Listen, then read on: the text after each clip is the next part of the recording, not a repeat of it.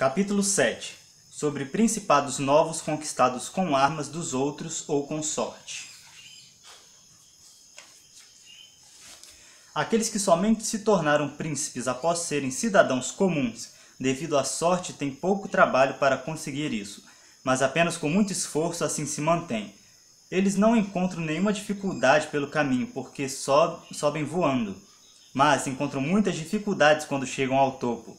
É assim com aqueles aos quais é concedido um estado ou por dinheiro ou pela graça de um concedente. Como aconteceu com muitos na Grécia, nas cidades de Jônia e do Helesponto, onde foram feitos príncipes por Dário, a fim de que conservassem as cidades para sua segurança e sua glória. Assim como aconteceu ainda com aqueles imperadores que, através da corrupção dos soldados, passaram de simples cidadãos e alcançaram o domínio do império. Esses estão lá simplesmente devido à fortuna e à vontade de quem lhes concedeu esse posto, duas coisas muito inconstantes e instáveis.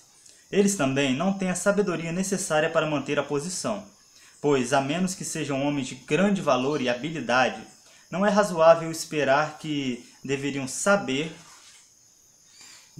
como comandar, tendo sempre vivido fora do governo. Além disso, eles não podem manter o poder, pois não têm forças que possam manter amigáveis e fiéis. Estados que surgem inesperadamente, então, como todas as outras coisas na natureza que nascem e crescem rapidamente, não podem ter os seus alicerces e os seus relacionamentos com outros estados fundamentados de tal forma que a primeira tempestade não os extinga. A menos que,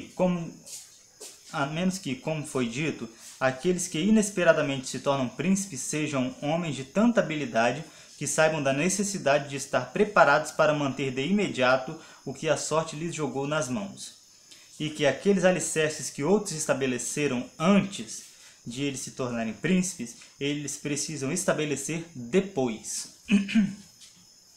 No que diz respeito aos dois modos citados de se tornar príncipe, por habilidade ou por sorte, quero dar dois exemplos que aconteceram no nosso tempo, e estes são Francisco Sforza e César Borgia. Francisco, pelos meios certos e com grandes habilidades de cidadão, tornou-se Duque de Milão, e aquele que ele conquistou com muitas angústias, manteve com pouco trabalho. Por outro lado, César Borgia, chamado pelo povo de Duque Valentino, adquiriu seu status com a ascensão do pai e com o seu declínio o perdeu.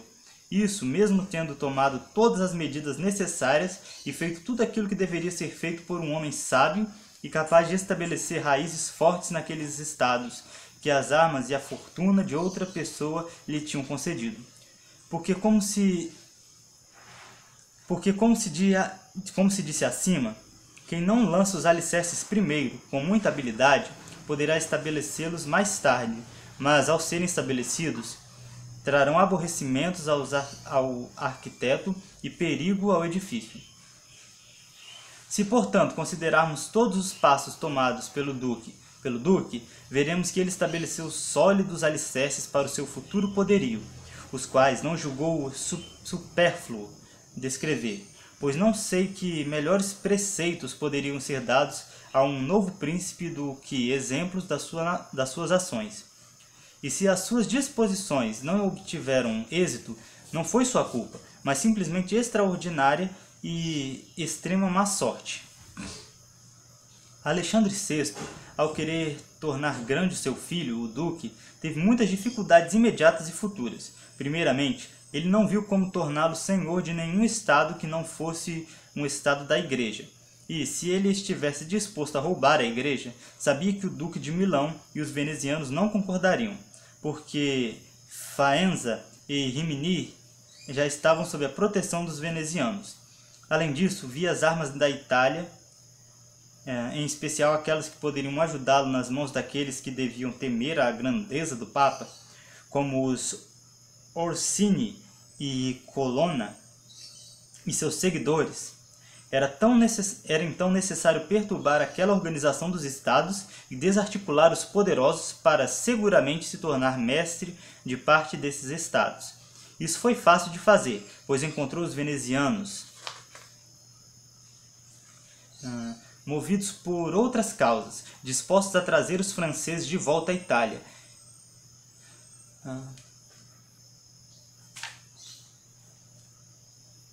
Ele não apenas não se opôs a tal ação, como também a tornou mais fácil com a dissolução do primeiro matrimônio do rei Luís.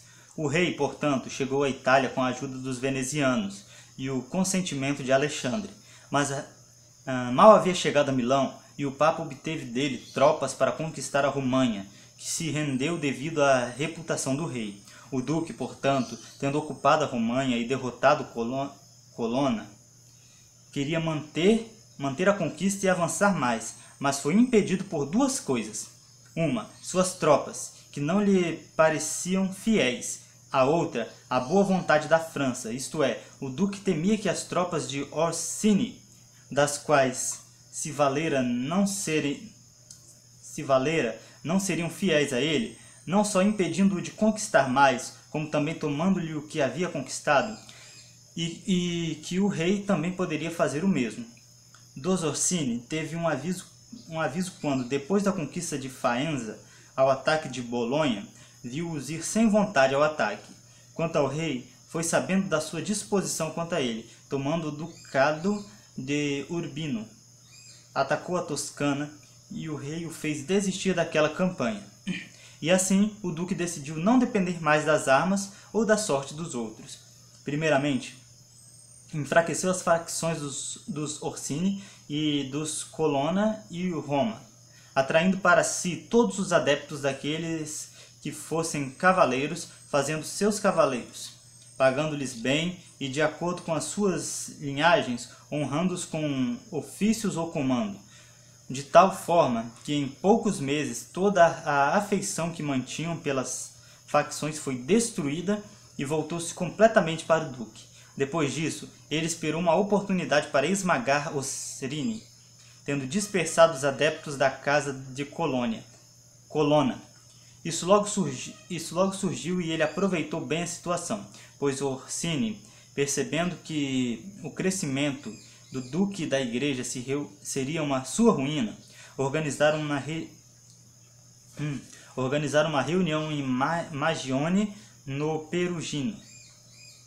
Dessa reunião nasceram a rebelião de Urbino e dos tumultos da Romanha.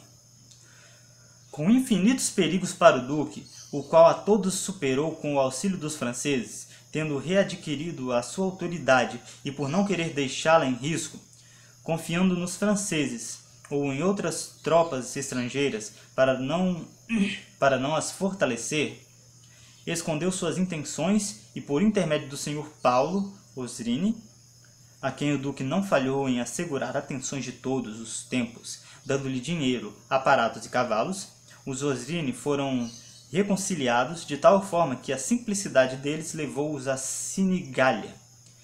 Tendo eliminado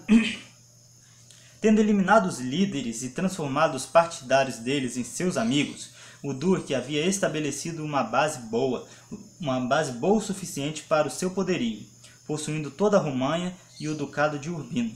E com o povo agora começando a apreciar a sua prosperidade, ele ganhou toda aquela população. E como este fato vale comentar e deve ser imitado por outros, eu não estou disposto a não incluí-lo.